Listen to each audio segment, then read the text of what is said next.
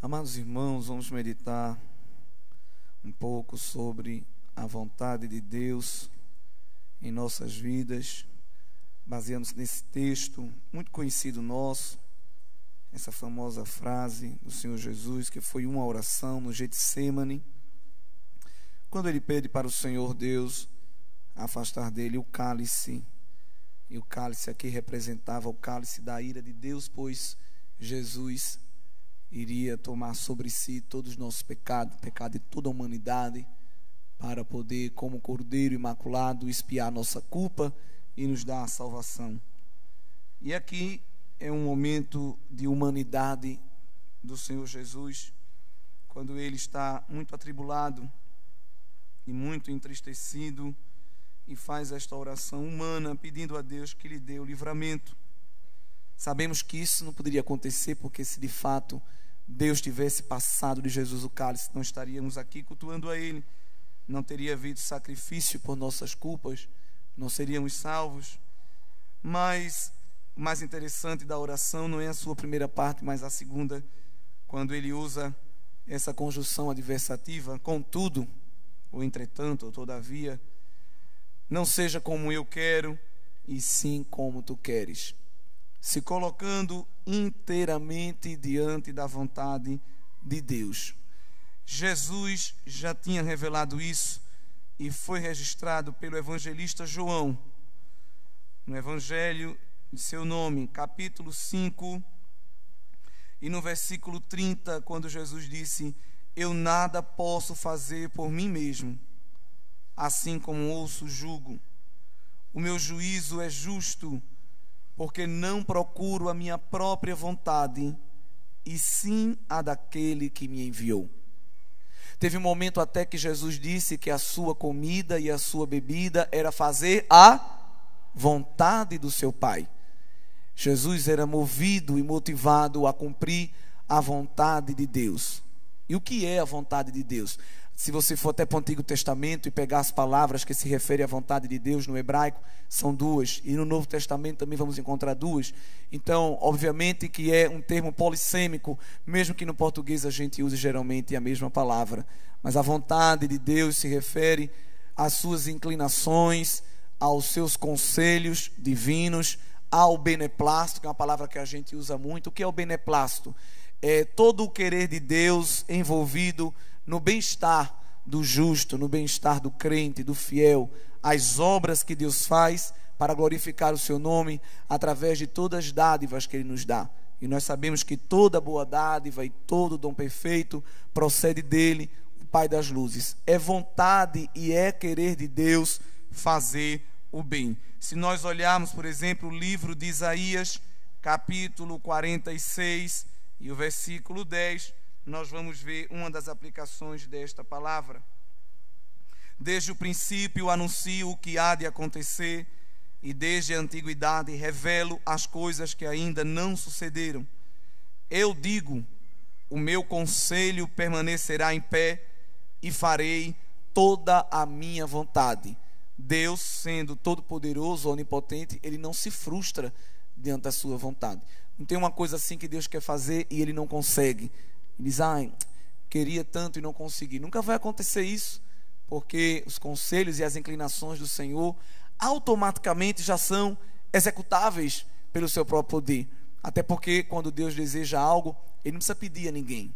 É diferente de nós, por exemplo, uma criança com um pai. Uma criança que pede um pai para tomar um sorvete, por exemplo, e o pai diz: você vai ficar querendo, ou vai ficar só na vontade. Por quê? Porque você está gripado, ou você está desobediente, não merece. Com Deus não vai acontecer esse tipo de coisa, porque o apóstolo vai dizer lá em Efésios, capítulo 5, e no versículo 17, outro versículo que a igreja gosta muito, e que é muito conhecido, porque revela o grande poder de Deus, quando nos diz que, por esta razão, nós sabemos que tudo é feito de acordo com a vontade de Deus, porque Ele opera tanto o querer como o efetuar. Deus, quando quer fazer uma coisa, Ele automaticamente já está fazendo, Ele não precisa pedir permissão. Salmo 103 e o verso 21 nós vemos também mais uma palavra que se refere à vontade de Deus, obviamente, autoexecutável. É importante a gente ter isso em nossas mentes. Bendigam o Senhor todos os seus exércitos, ministros seus que fazem a sua vontade. Bendigam o Senhor todas as suas obras, em todos os lugares do seu domínio. Bendiga minha alma o Senhor. Tudo que Deus faz é bom. E quando nós experimentamos a sua vontade, nós descobrimos aquele tríplice adjetivo que é usado. A vontade de Deus é boa, é perfeita e é agradável. Que bom, a igreja sabe tudo. Então, não tem como a gente ficar frustrado quando a gente experimenta a vontade de Deus. Ela é boa no sentido de ser benigna. Nada que Deus faz é mal. Mesmo que Ele fira ou sare, que Ele mate ou faça viver, nós sabemos que, em essência, o que Ele está fazendo é bom, é benigno. Por isso que também é perfeito. Porque uma coisa que só é boa, não é má, ela é perfeita. E ela é agradável porque depois que nós a experimentamos, não tem como não sorrir, não tem como não se alegrar, não tem como não bendizer. Ninguém vai experimentar a vontade de Deus e ficar emburrado. Por que você está emburrado? Porque Deus fez uma coisa. Não. Embora que prematuramente, precocemente, na nossa mentalidade humana, que é restrita e limitada, no início do trabalhar de Deus, a gente pode ficar em alguma forma inquieto e até pensar que não é Deus que está trabalhando. Mas depois que as coisas se organizam, se completam, se consomem, a gente realmente dispensa esse sentimento ruim e diz: grandes coisas fez o Senhor e por isso estamos alegres, não é? Jó é um exemplo disso. Na sua mentalidade humana, se queixava: mas onde é que está o meu pecado? Onde é que está o meu erro? Porque se entendia que quando você sofria é porque você estava pagando o preço do seu pecado. Mas ali não era. Ali era uma aflição permitida por Deus para provar a fé de Jó. E depois que ele experimentou tudo isso, no capítulo 42 daquele livro, ele diz que conhecia o Senhor de ouvir falar, mas agora lhe contemplava, lhe viam seus próprios olhos. Evidentemente que Jó não viu Deus, mas através das suas obras ele pôde contemplar que a vontade de Deus é boa, perfeita e agradável. Até porque depois de ter sofrido tudo, o Senhor restituiu duplamente a sorte de Jó. E tudo que ele perdeu, o Senhor lhe restaurou. Quando nós nos deparamos com a vontade de Deus, então, obviamente, nós vamos experimentar toda essa beleza. Agora, uma pessoa que não tem comunhão com Deus, ela não tem esse discernimento. Porque a gente só pode conhecer a vontade de Deus através da sua palavra. E o salmista usou um jogo de palavras muito bom para nós entendermos isso. No Salmo de número 40 e o verso de número 8. Agrada-me fazer a tua vontade, ó Deus meu. A tua lei está dentro do meu coração. Se nós quisermos conhecer a vontade de Deus, é só se debruçar sobre a palavra, a sua lei, porque essa lei também é perfeita. E quem conhece a Bíblia, quem conhece a palavra de Deus, obviamente que não fica frustrado. E aí quando nós vamos lendo a palavra, a gente vai descobrindo algo que é peculiar da vontade de Deus, e que o apóstolo Paulo, escrevendo uma carta para o jovem obreiro Timóteo, fez questão de ressaltar na sua primeira carta a ele, no capítulo 2 e no versículo de número 4. Aliás, o 3 diz: isto é bom e aceitável diante de Deus nosso Salvador, que deseja, olha aí a vontade, que todos sejam salvos e cheguem ao pleno conhecimento da verdade.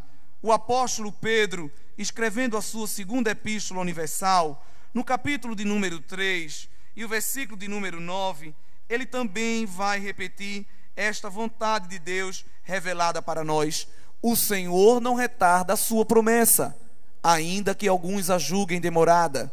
Pelo contrário, Ele é paciente com vocês, não querendo que ninguém pereça, mas que todos cheguem ao arrependimento. É vontade de Deus que todos alcancem a salvação. E é interessante às vezes que as pessoas que não partilham da nossa fé e pintam um quadro de um Deus carrasco, olhando de forma descontextualizada o Antigo Testamento, e dizem: o Deus que vocês servem é um Deus cheio de ira, cheio de rancor, um Deus que mata, que fere, que faz guerra. Não! Na verdade, o nosso Deus mostra através da sua palavra que Ele sim quer que as pessoas mais vis, as pessoas mais terríveis da terra, provem da sua vontade, provem do seu querer, que é justamente a salvação delas. Porque Deus não faz acepção de pessoas. Se Ele fizesse, esse culto aqui não estava sendo feito nem com 2 ou 3, quanto mais com essa multidão. O que mais não presta é o que Ele usa mesmo para transformar e fazer aparecer o seu nome. E não só isso. O Evangelho de João vai mostrar no capítulo 6 e no versículo 39 que o Senhor não só quer que todos se salvam, mas Jesus diz que a vontade de quem me enviou, ou seja, Deus, é esta: que eu não perca nenhum de todos os que Ele me deu. Pelo contrário, eu o ressuscitarei no último dia. É verdade que nós não cremos na preservação dos santos. Alguém pode se perder no meio do caminho se quiser, mas a vontade de Deus é que nós estejamos guardados diante da sua presença para provar das delícias espirituais da eternidade. Irmão, mas se a vontade de Deus só é boa, por que existe mal no mundo? Tem muita gente que pergunta isso. Você vai evangelizar ateu? Essas pessoas céticas, incrédulas, que não aceitam muito a palavra, elas usam um famoso caso que toda apologeta, nas suas primeiras aulas, aprende a refutar. Se Deus é só amor, se Deus quer salvar todo mundo, por que o continente africano tem tanta morte, tem tanta fome, tem tanta AIDS? As crianças não têm pecado, ainda novas, já nascem morrendo e aquela coisa toda. Isso aí já virou uma coisa taxativa, clichê, que qualquer crente sabe responder. A vontade perfeita de Deus é o bem, mas existe a vontade permissiva de Deus, que é quando o homem se afasta da sua presença. E aí o pecado, a concupiscência, a imoralidade, o ódio, a violência que estão no mundo são permitidas pelo Senhor. Não é vontade dele, mas são consequências das escolhas humanas, porque não somos máquinas. Nós somos pessoas que têm livre-arbítrio e podemos escolher aquilo que queremos. E é justamente nesse caminho que entra a vontade permissiva de Deus. É o que nós encontramos no famoso caso de Jonas. A vontade diretiva de Deus era que Jonas fosse a Nínive. Mas a sua vontade permissiva permitiu, olha aí a palavra, que ele entrasse no navio e alterasse a rota. Mas Jonas experimentou a vontade boa, perfeita e agradável de Deus, mesmo na sua diversidade. Não adianta a gente ir para o abismo, ou a gente tomar as asas da alvorada, como já foi cantado aqui, porque nós experimentaremos a vontade de Deus. Interessante. Experimentaremos a vontade diretiva ou a vontade permissiva. Mas quem tem chamada de Deus não se perde. O Senhor alcança pelo seu poder, pelo seu amor. Ainda que o homem diga eu não quero, mas através do Espírito Santo e através da graça de Deus e da sua palavra, a gente vai sendo quebrantado, a gente vai sendo transformado, melhorado, e daqui a pouco estamos convictos e conscientes de que não há nada melhor do que a vontade de Deus. É interessante que somos crentes salvos em Jesus, mas de vez em quando nós queremos colocar a nossa vontade em detrimento da vontade de Deus. Um curso na faculdade que queremos escolher e não sentimos direção de Deus, mas eu quero. Um emprego que às vezes não é da vontade do Senhor a gente aceitar, mas eu quero. Um relacionamento, seja de matrimônio ou seja de amizade, que não é da vontade de Deus, mas nós dizemos eu quero, e o Senhor permite. E no meio do caminho a gente se atrapalha, a gente se embaraça, dá tudo errado. E Deus podia dizer, agora te vira, porque tu escolheu errado. Mas ainda assim, em meio a tudo isso, a todo esse embaraço das nossas escolhas erradas, nós provamos da misericórdia de Deus, que com sua graça diz, eu vou aperfeiçoar o meu poder na tua fraqueza. Tu fez tudo errado, perdesse tempo, perdesse matéria-prima, perdesse mão de obra, mas eu vou te abençoar. Eu estou disposto a restaurar. O nosso Deus é um Deus de restauração.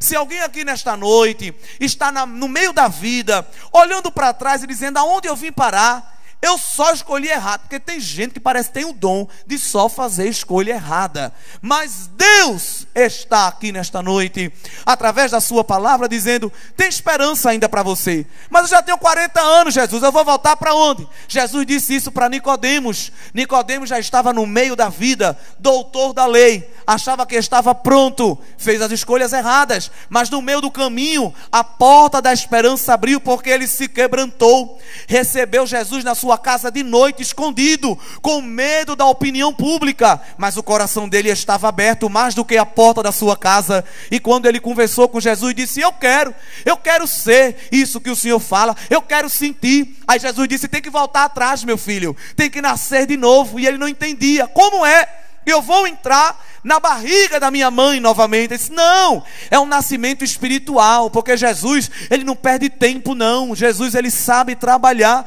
e ele consegue reembolsar, ressarcir aquilo que a gente perdeu.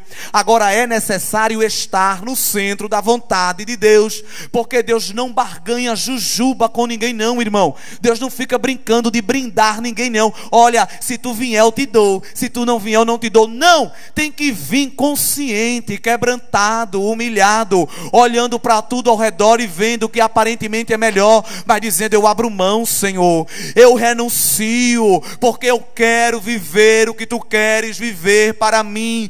Tem gente que está dando nesta noite, e o Senhor conhece a tua vida, me permita a expressão, murro em ponta de faca, fazendo como o apóstolo Paulo, recalcitrando contra aguilhão, que alguém botava no boi, um cangaço com agulhas fortes, ferros, pontiagudo, para quando ele fosse andar para um lado para o outro, sentisse a espetada e voltasse para o lugar. Tem gente que sente a dor do aguilhão, mas diz: eu vou fazer do jeito que eu quero, porque é iníquo. A iniquidade é o pecado deliberado, é você fazer a coisa errada e dizer: eu sei que é errado, mas eu vou fazer porque eu quero. Mas Jesus chegou para Saulo e disse: não adianta, porque eu tenho novidade de vida para ti. Ah, mas o currículo é extenso, perdi muito tempo. Não, eu tenho novidade para a tua vida. Desce do cavalo e te prostra. Tocou no olho dele, aquele homem que era o tal, agora estava prostrado na presença de Deus orando. Que Ananias, profeta do manto, nem ele creu na transformação de Deus. E quando Deus disse: vai lá e faz uma visita com a Cracea Dalpe lá em Saulo, porque eu já transformei. Saulo, misericórdia, só se for para morrer. E Jesus disse: não, meu filho, é vida, eu escolhi, ele para mim é vaso escolhido, e vai ser usado até mais do que tu, Ananias. Por quê? Porque não tem tempo perdido na presença de Deus. E tem gente que está de braço cruzado, com autocomiseração, dando uma de coitado, dizendo: não, mas não adianta para mim. Às vezes uma pessoa está no fundo do poço, morrendo, e você jogando a corda e dizendo: vem. Não, já estou aqui muito embaixo. Não adianta, não te preocupa com a profundidade, porque a luz lá em cima está brilhando, e a mão de Deus, ela desce em qualquer abismo. Ele não é um homem elástico não, mas a mão dele chega em qualquer lugar, e ele diz: vem, eu te tomo pela tua mão direita. Não vai chegar puxado pelo cabelo, pela barra da calça. Não, Jesus não faz vergonha.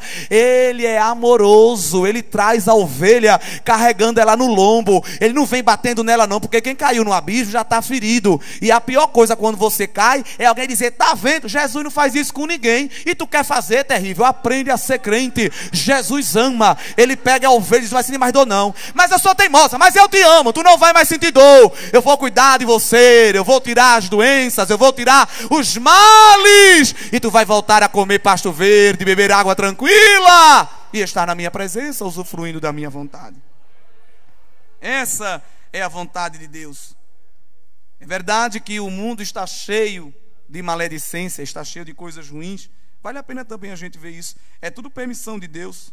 Primeira carta que o apóstolo Pedro escreveu, no capítulo 4, e o versículo 19, ele vai mostrar isso. Por isso também os que sofrem segundo a vontade de Deus, entreguem a sua alma ao fiel Criador na prática do bem. Para algumas pessoas é contraditório no mesmo versículo esta frase dizer: os que sofrem segundo a vontade de Deus. Mas Deus não quer que ninguém sofra. Não, não é isso. Olha aqui, está na Bíblia. Enquanto a gente sofre, a gente experimenta o livramento, a gente experimenta as saídas, a gente experimenta o cuidado. É por isso que Paulo, escrevendo aos Romanos, no capítulo 5, ele disse com muita propriedade: pelo qual obtivemos também acesso pela fé a esta graça na qual estamos firmes, e nos gloriamos na esperança da glória de Deus. E não somente isto, mas também nos gloriamos nas tribulações. Meu Deus, se gloriar, se alegrar com o sofrimento, porque o que importa não é o sofrimento agora, Quem é crente está olhando para o escape, o livramento de Deus dado no futuro, sabendo que a tribulação produz perseverança, a perseverança produz experiência, e a experiência produz esperança. E essa perseverança aqui no original grego significa suportar pressão sem quebrar. Quem não sofre qualquer peteleco ele já racha, mas quem está sofrendo ganha experiência e vai ganhando força e maturidade.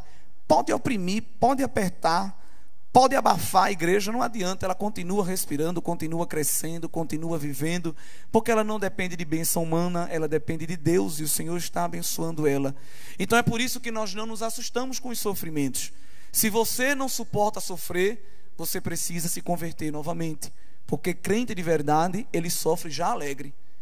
O sangue está descendo, mas ele já está alegre, porque ele está vendo a mão de Deus operando na sua vida. E o exemplo maior deste sofrimento é obviamente do nosso Senhor Jesus. Deus, e se faça a sua vontade, tanto no céu como na terra. Aqui também queremos experimentar, Senhor, a tua vontade. O salmista no Salmo 143 e no verso de número 10, ele vai fazer a sua oração dizendo: ensina-me a fazer a tua vontade, pois tu és o meu Deus. Que o teu bom espírito me guie por terreno plano. Quem não faz a vontade de Deus só vive no buraco, no terreno esburacado, todo atrapalhado. Uma hora está bem, outra hora está mal. Uma hora está sorrindo, outra hora você fala, ele lhe xinga. E você diz: o que foi que eu fiz? Mas o problema não é você, é ele. É uma pessoa que não tem comunhão com Deus, não conhece sua palavra, não tem o fruto do Espírito. É um caminho mau. Mas quem vive a vontade do Senhor pode estar no vale da sombra da morte, mas ele caminha com estabilidade.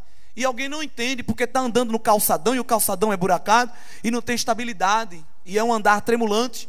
Mas o crente está no vale da sombra da morte, ou está no monte, e ele anda edificado, porque ele está na rocha. Cristo é o seu pavimento. A gente não tropeça com o pé em pedra. E alguém fica sem entender, porque a igreja é assim: passam-se os anos, passam-se os governos, as modas, tempos bons e ruins, e estamos andando com estabilidade. O Senhor nessa noite é estabilidade nos teus pés. Você não vai cair, você não vai tremer. Pode acontecer o que for. Meu Deus do céu, vai morrer, vai nada, agora é que vai viver. Por quê? Porque eu estou na rocha eterna, eu não estou no lodo não. Eu não estou no tobogã do pecado não. Você que vai escorregar, o diabo, mas eu não. Nós somos igreja, o Senhor está nos sustentando. Ele sustenta até os nossos ossos. O salmista disse que nem sequer um deles se quebra. Muitas são as aflições do justo, mas o Senhor o livra de todas. Pode ser muita como for, mais uma Jeová livra, mais outra livrou. É sempre 10-0, 20-0, 30-0. Ele dá a vitória completa àquele que vive pela fé a sua vontade. É Ele quem dá esta vitória. E o Senhor Jesus, através da sua palavra, nos ensina a buscarmos e aprendermos a vontade de Deus. O apóstolo Tiago nos dá um conselho, e vale a pena ser relembrado aqui nesta noite. No capítulo 5 da sua epístola, ele vai, ou melhor, no 4, ele vai falar sobre a incerteza da vida e dizer: escutem agora, versículo 13. Vocês que dizem: hoje ou amanhã iremos para tal cidade, lá passaremos um ano, faremos negócios e teremos lucros. Isso é bem atual. Vocês não sabem o que acontecerá amanhã? O que é a vida de vocês? Vocês não passam de neblina que aparece por um instante e logo se dissipa. Em vez disso, deveriam dizer: se Deus quiser, não só viveremos, como também faremos isto ou aquilo. Ninguém aqui é estátua, ninguém aqui é busto de bronze. A gente é aquele vapor, quando você bota a chaleira para ferver, e o vapor sobe, que você olha e quando vê não tem mais nada. Assim é a nossa vida. E tem gente que acha que tem cadeira cativa na terra, mas não, passa rápido. Agora nós devemos estar olhando para a eternidade, porque é para lá que nós iremos. Não adianta tu juntar um bocado de dinheiro aqui, se quando Jesus voltar, esse dinheiro nem vai se vir. Tu não vai usufruir nem na terra e nem no céu. Vê que coisa, não é? Não adianta estar fazendo inimizade, perdendo a paz, a fome, o sono, tanta coisa, para você viver a vida, e uma vida tão curta, e no final você não usufruir nem aqui na terra, porque só vai ser choro e lágrima. Importa viver uma vida olhando para a eternidade. Importa olhar para uma vida que glorifica a Deus em todas as suas instâncias. E aonde é que Jesus entra em tudo isso? Jesus entra para cumprir a vontade de Deus e mostrar à igreja que não é impossível cumpri-la, ainda que ela traga inicialmente para a gente dores. Jesus, na sua oração no Getsemane, disse: Senhor, faça a tua vontade. Qual era a vontade de Deus para Jesus? Já se aproximando ao fim dessa reflexão, está lá em Isaías, capítulo 53, e o versículo 10. Todavia, ao Senhor agradou moê-lo, ou esmagá-lo, dependendo da sua tradução, fazendo sofrer. Que coisa! Quando Jesus disse: Senhor, faça-se a tua vontade, ele estava dizendo aqui no Isaías 53, eu estou disposto para ser esmagado, eu estou disposto a ser vituperado, eu estou disposto a sofrer. Porque ele é o verbo, ele é a palavra, e ele sabia das profecias que falavam dele mesmo. É aqui dito que quando ele der a sua alma como oferta pelo pecado, verá a sua posteridade, olha o futuro, e prolongará os seus dias, e a vontade do Senhor prosperará nas suas mãos. A recepção da vontade de Deus na vida de Jesus ia reverberar não só naquele momento, mas prolongando os seus dias, que significa a eternidade. Jesus ia ressuscitar, ia ser glorificado e coroado no céu de glória. Foi assim que ele fez a sua oração e pediu: Senhor, eu estou disposto, Deus, Pai, até no original chamando ele de Abba, Paizinho, comunhão. Foi essa comunhão que permitiu ele suportar isso. Eu estou disposto a sofrer, estou disposto a cumprir a tua vontade pela tua palavra. Jesus passou o que passou, cortaram suas vestes, fizeram sorteio, botaram cruz na cabeça, deram vinagre para ele beber. Um ladrão que estava ao lado soltou uma gracinha, Jesus não respondeu. Os soldados, algozes romanos, soltaram piada, Jesus não respondeu. Pessoas que eram próximos a ele lhe abandonaram. Mas depois do terceiro dia, ele ressuscitou. E ainda havia muita dúvida no seio da igreja, e algumas pessoas diziam: será mesmo que aconteceu ou não? Mas ele vai permitir uma pessoa ver ele glorificado, cumprindo o Salmo 22, que falava de toda a sua dor, mas também falava da sua glorificação. E quem é essa pessoa? O apóstolo João, trancafiado na ilha de Pátimos. Num belo dia, ele escuta um barulho, um estrondo, como uma bomba, e quando ele olha, vê 7 castiçais. E no meio dos 7 castiçais, não aparece um Jesus com bambolê, não aparece um Jesus vestido de arco-íris, não aparece um Jesus com crucifixo para baixo, não aparece um Jesus como muita gente está botando aí, um Jesus travesti, não apareceu um Jesus hippie, não apareceu Jesus plantado numa prancha de surf. João viu Jesus vestido com um vestido branco até os pés, cingido com um cinto de ouro, olhou para o seu cabelo, era branco como a lã e como a neve, olhou para os seus olhos e era como chama de fogo, os seus pés era como latão reluzente e refinado na fornalha, a sua voz era como o som de muitas águas, na sua mão tinha 7 estrelas, na sua boca tinha uma espada de 2 gumes, que é a palavra de Deus, e o seu rosto era como fogo e como o sol resplandecente. João teve tanto medo quando viu Jesus glorificado, que se prostrou no chão. Aí Jesus olhou para ele e disse: não tenha medo, João, porque eu sou o primeiro e o último, o que foi morto mas reviveu, e tenho na minha mão a chave da morte e do inferno. Levanta e escreve o que eu vou te mostrar, porque é para a igreja crer e usufruir na eternidade com Deus Pai na glória. Amém? Diga para o seu irmão: não se preocupe com o hoje, porque o amanhã já está preparado pelo Senhor. Cumpra, irmão e irmã, a vontade de Deus na sua vida. Ainda que você chore, ainda que você beba vinagre amargo, mas tem o bálsamo de Gileade na vida da igreja. Tem o Espírito Santo de Deus aqui nesta noite para te consolar. Receba consolo de Deus aqui nesta noite. Deus sabe o que você está passando, mas Ele ama a igreja. Esse sofrimento não se compara com a glória do porvir. Passarão os cargos, passarão os títulos, passarão as posses, passarão os relacionamentos, mas o relacionamento de Deus com a igreja não passará. Ele vai servir a gente na Canaã celestial. Alguém hoje não serve a igreja.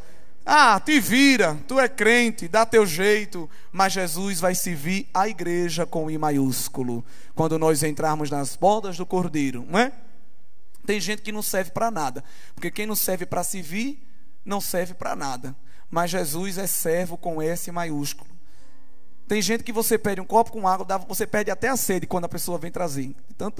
Tanta ruindade. Mas Jesus vai servir a igreja, né?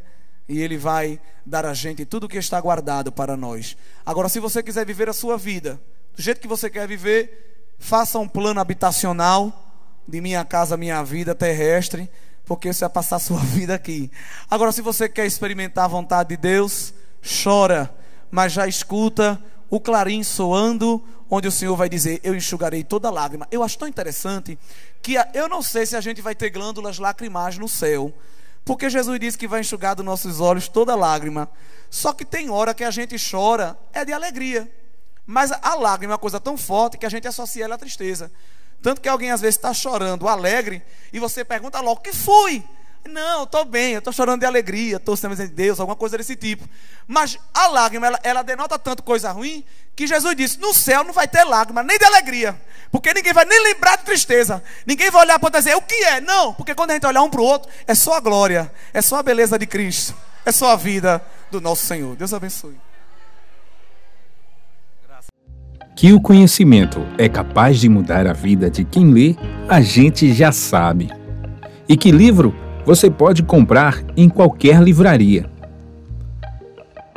Mas nós transformamos 100% do nosso lucro em mudança de vidas, através da ação social, evangelismo e missões.